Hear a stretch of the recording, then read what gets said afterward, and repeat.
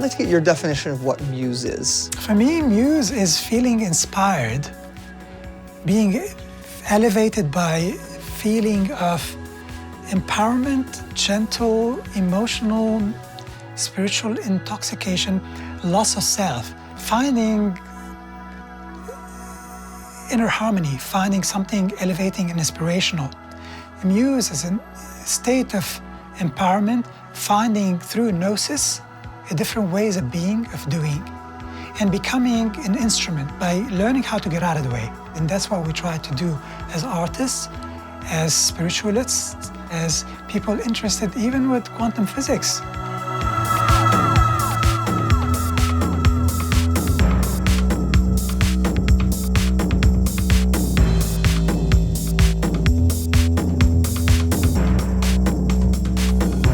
In my ongoing effort to rewire my brain and reconnect with my creative muse, I've come to New York City to experience a sound meditation with my friend and renowned sound researcher, Alexandre Tannous. His work using sound and music to help people heal from within resonates deeply with me, especially now as I search for my creative renewal. My dear friend Julie, who you met in episode 1, lives here in Brooklyn, and I invited her to join me for the meditation session. So what's been going on with you since the last time I saw you? Well, it was a year and a half ago, right? But at that point, what you witnessed of me, somebody that you've known for many years, is just I was a very exhausted, fatigued. I know, you were tired. Spiritually low, discouraged. Yeah. You know, questioning what the hell I'm doing, yeah, and all that sort of thing. Yeah. And I'm not saying it's all back now, but like I've been able to go on this really interesting path of experiments and experiences that have allowed me to see that, you know, spiritual health is impacted by many different things. And one of the things that I don't think I realized was creativity is a major contributor. Your creative health is a very huge contributor to your mental health and your spiritual health. Yes, I'm always going to be an artist. I'm an artist in my business too. I mean, I get to be a creative, you know, marketer, I get to be creative, but it's not the same. As music is our first love. We talked about this. Music is my first love. So I want to stop us here just for one quick second to tell you more about why these headphones are interesting to me. So these are the Neuro headphones. And as you can see right in here, these are EEG sensors, which is very interesting because as you remember in my previous few episodes, I've had to wear a full skull cap with a whole bunch of EEG nodes inside them, with a whole bunch of wires coming out. Very effective technology that is. However, it's not very realistic for me to bring that home and, you know, do more of a daily practice of measuring brain waves and seeing what's actually going on inside my brain when I do different activities. One of the activities that I'm trying to do a little bit more of these days is to actually meditate in the mornings and actually find a meditation practice that works best for me. And I found that this particular bit of neurotech has been super helpful because early in the morning, I come up, I make my coffee, I turn on a fire, I put on my neurons like this, and then I turn on the app and I will listen to some music, oftentimes by my good friend Alexandre Tannous, who is an incredible ethnomusicologist and sound therapist. And he's the guy that you're going to be meeting in this episode. And he plays a lot of real beautiful instruments, from gongs to bowls and chimes. Any of those instruments that bring calmness and bring different levels of focus, which for me makes a lot of sense as I learn how to meditate a little bit more, is to use sound to be able to get into that place that I need to get to settle my brain or to focus my brain. And that's what these things are really good at, is actually measuring the activity in different parts of the brain through these little EEG sensors. And the other really cool thing is at the end of the session, it'll print out a little bit of a scoreboard for you to tell you at what points of the session were you in the highest focus, where were you at the lowest focus, at which point should you have taken a brain break. So for this episode, I really wanted to showcase this bit of neurotech as the impetus for why I wanted to come down to New York and see Julie and then go have a sound meditation experience with Alexandre. Back to the episode. This whole adventure, since I saw you last, I've been using brain science techniques and like EEG sensors and working with neuroscientists and neuroscience field researchers to actually see my brainwaves as I experiment with psychedelic journey, with different creative practices and how to actually physically impact my brain. And why I'm here in New York with you is because this incredible ethnomusicologist / music researcher has invited me and you to come to one of his sound meditations. And because everything's been so music-based so far, I'm like, I think this is probably the type of meditation I need to explore. And we're gonna do a couple experiments as well, like, because my friend Luc Klein is coming. Yep, okay. He's a neuroscientist. And He's coming too. Yeah, he studies flow. So he's actually gonna put EEG caps on us. Be warned. No problem. It's not the highest New York fashion accessory. The next morning, I met Alexandre early, before Julie and my neuroscientist friend Luc arrived. Alexandre has spent more than 2 decades researching the consciousness-altering effects of sound, using overtone-rich instruments like gongs and singing bowls to help people move beyond habitual thought and reach higher states of self-awareness.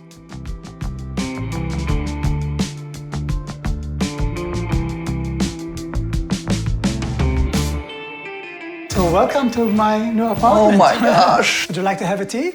Absolutely. Yeah. Rewiring the Muse, day 1 of 2, New York. Take 1. When I started this journey, I was in a place of creative malaise and I was just exhausted. So much so that I didn't have any juice to play music anymore, to have the inspiration of making a film, to write, all things that I would do prolifically in the past. This journey I've been on, I've been trying to figure out, how do I get the creative muse back? I started my career as a filmmaker making films, making art. Finding ways to make a living making art. But then as time went on, I started to build a business, and the creativity moved away from actually making the art to doing the right things that you need to do to make sure enough money is coming in to pay your employees. Yeah, sure. And the more I built a company, the further away I got from my original source, which was, in that case, the creative act of making film. When I was younger, what was the thing that grabbed me the most? And it was making music. Not necessarily making it great, but making music, in particular with others. So these are all things that I have allowed myself to lose, to stop practicing. This is the core of the human condition, is that we lose something so dear to us, so important, we're so passionate about, that we get busy doing things that can help us survive more and more in an unsafe world.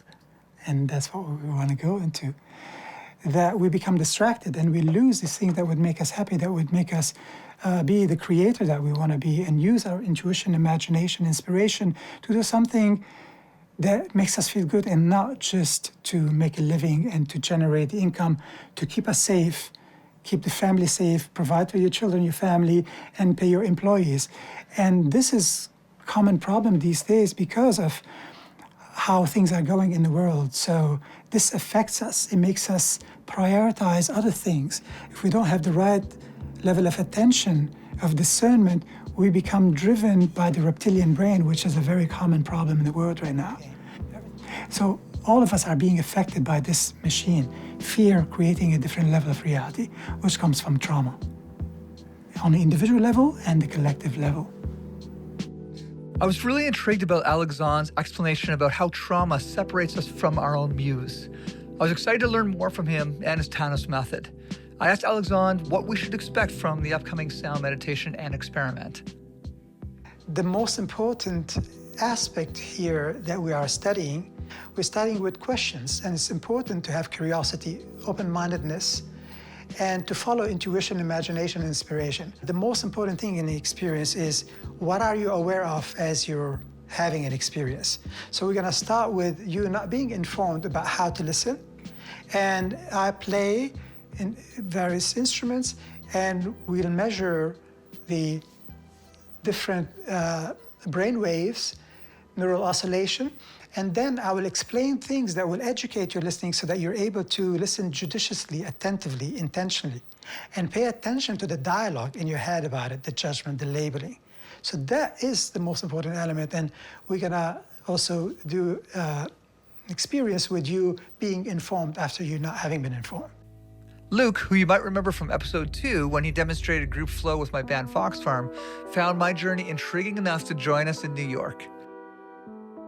He brought along his EEG equipment so we could compare brain activity during 2 trials, passive listening versus deep, active listening, the kind Alexandre teaches. We want to see what happens in the brain to understand attention, understand flow states, and then understand all the things that we can, with our full agency, present here, which is what we call the mindset: intention, attention, will, awareness, presence of mind. For me, this experiment wasn't just about curiosity. It was about brain health and about finding practices that could truly help me reconnect with my muse. Anytime you're doing an EEG experiment, there's so many different things to look at and measures to take and ways to analyze it. Is that too tight? It's great. Okay. That's subtle.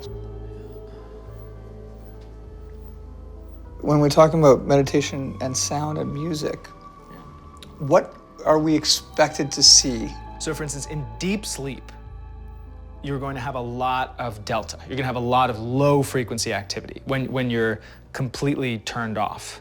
And when you're really hyper attentive and focused, or even anxious, for instance, agitated, you're going to have a lot of really high frequency activity in the brain. And so everything in between there, we can try to characterize using this type of technology. So most of the literature, neuroscience literature on meditation and meditative states looks at frequencies in the alpha range, because when you have alpha frequencies, you're not asleep, you're not, you're fully conscious and aware, but you're in a relaxed state. It's kind of like a more relaxed, more deeper kind of focus. Once Luc had me all wired up, it was time for Julie to join us. For the first trial, Alexandre gave no instructions. Hello, hello. All right, come on in, please. And lie down. You may use a blanket or not. If you don't want it, just put it on the side. And position your head on the pillow. Sliding down, maybe. For the first part of the experiment, I'm going to play various instruments, each one for a certain duration. Just want you to listen to it the way you like to listen to. I'm not going to inform you about what's going on, what to listen for, and how to work with the sound of the instruments. Just do it the way you want. Take a slow and deep breath in. And exhale.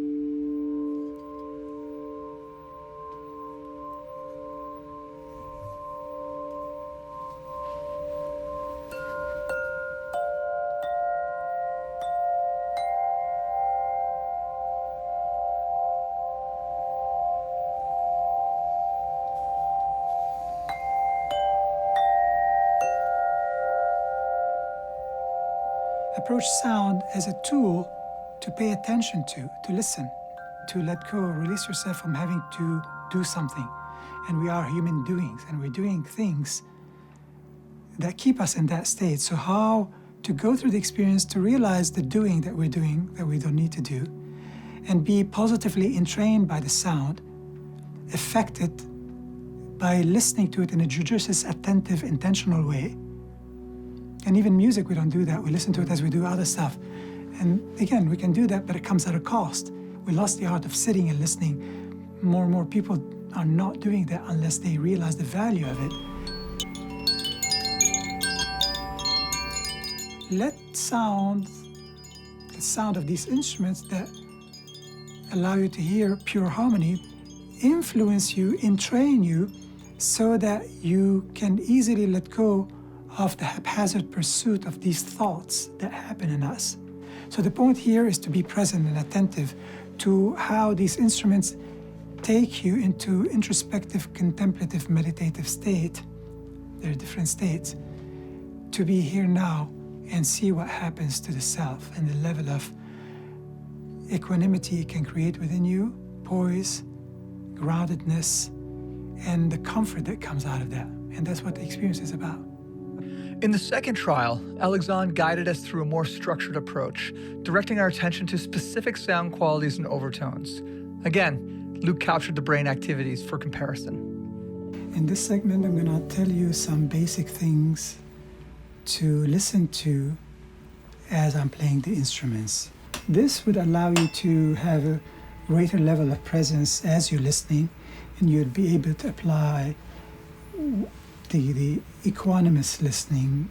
And equanimity here again is preserving a state of psychological stability without being influenced by inner or outer stimuli. In the process here, I want you to only listen to the sound of the instrument, not pursue thoughts, but I'm going to share with you what to listen for in the experience.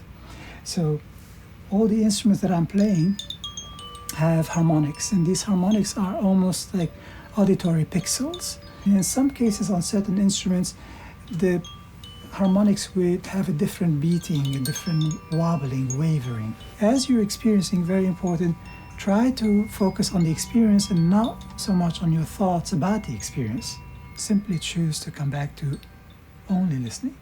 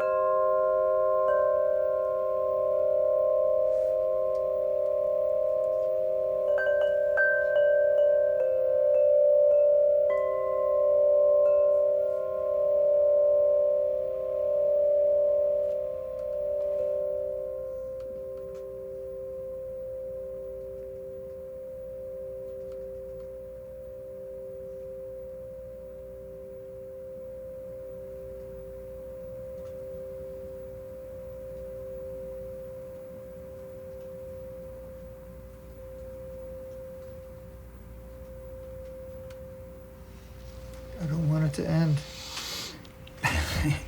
It's gonna cost you $2 extra. $2. Oh, that was phenomenal. That was great.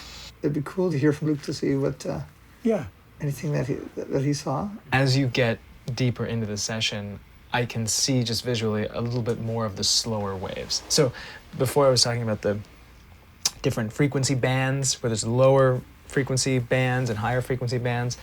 The ones that are lower are slower oscillation, so they're easier to see visually when you're looking at the raw data. And you can see, I can visually see in both of your brains more low frequency activity later on in the session as you're kind of getting more relaxed. Julie, how did you feel? Like I just did yoga for 3 hours. Yeah. It feels like just total, just relaxation, and I feel focused actually too, somehow. It is true that it takes a certain number of minutes for the brainwave cycles to cycle down the neural oscillations so that you eventually go into that introspective state, the alpha or even theta bandwidth, where you tend to be awake but not having thoughts. And if you go into low theta, you can even go into what looks like sleep-like state, but your mind is still awake but there are no thoughts. That's the hypnagogic state that we experience, where you don't know if you're asleep or awake. So, but these things tend to come with more number of minutes of playing the instruments. The experiment was incredible. In both sessions, time seemed to stretch and warp. During the first unstructured session, I felt it lasted forever in a beautiful way. But when I practiced the focused listening Alexandre taught us, the session actually ran longer, yet felt like only a few fleeting minutes. And now I'm convinced intentional listening, truly paying attention to sound, is a powerful way to quiet the default mode network and focus on the present moment to reignite creativity. Alexandre, that was intense and incredible. Thank you, the way it's supposed to be. Thank you. Thank you so much. Thank you. I feel encompassed. I feel surrounded. I feel held. I feel more at ease than when I got here, for sure. You know, for the last 2 years, I've been doing these experiments and trying to find ways to kind of, what are some of the methods that I can do to make sure that my creative muse is in good standing. Yeah, you know, and it's present and it's easy to get into. And meditation, psychedelics, group flow through playing music. These are different things that I've been doing that I feel has been actually bringing my muse back. And part of the reason why I think I've lost the muse was I got far, far away from my original craft and started building a business and kind of ignored the actual creative elements of having a creative business. That's a new revelation for me. But I think that there's no loss here. There's an expectation to experience creativity in the same old way. But the creativity is happening, still happening. And this is what's causing you to take the business on a whole other level, to reach more and more people so that your work is disseminated in the most proper way to reach more and more people. And you create amazing documentaries that transmit very important things. Part of the role is to keep growing and impacting more people. But because we're not taught to gain back our agency, we have not fully explored how much we can be healers and teachers to ourselves. We become more and more disconnected from the child that has suffered a lot, and we push him or her out of the way. And that can create problems in the future. There needs to be some nurturing and reconnection to be gentle and realize that an awakened aspect of you is part of everything that you're doing. So I felt that this was needed here, that what you need to do is already happening. Now, you may have reached a little obstacle, and that's necessary here and there to create friction, to create the little mini rite of passage for you to extrapolate more energy out of nothingness, because that's what a rite of passage will offer us. When you thought you were gonna die and you make it through, you're like, oh my God, I'm much stronger than I thought I was. That's you finding inner capacity, agency, creativity, steadfastness, resilience, tenacity, compassion, and empathy to an unprecedented level or a bigger level. Everything that you've been looking for has already been happening. Maybe there was a little stalling, but that was needed. So for me, reality is not a process to go through, but to navigate through. Over the last 6 months, I've been practicing meditation using the techniques and tricks that Alexandre taught me during that session, and really paying attention to the sonic qualities of harmonic instruments like bells, chimes, and gongs, and bowls, of course. And it's been really incredible for helping me get into that meditative state and just to see the thoughts as they go by and not actually get absorbed by them. So Luc has taken this time to actually crunch down the data that he got from the EEG from that session. And later on today, we're going to be talking on Zoom, and he's going to give me a little bit of a description of what he had found. Luc, so good to see you, man. It's been a few months. When was it? July, maybe that we were. July. That's right. It's great to see you too. Yeah, so what were some of the highlights that you were able to figure out? When we measure the brain, there are many different ways to do it. You can measure blood flow, you can measure magnetic and electric fields, you can measure electrical activity inside of the brain. So that's what we did with EEG. So we were measuring the electrical fields that are produced by the firings of neurons. The neurons are doing all sorts of things all the time, but if we measure the voltage changes on the surface of the scalp, like we were doing with the EEG, we can sometimes tell that they're firing in regular patterns. Essentially, what I found is that over the course of the meditation, you were able to kind of obtain a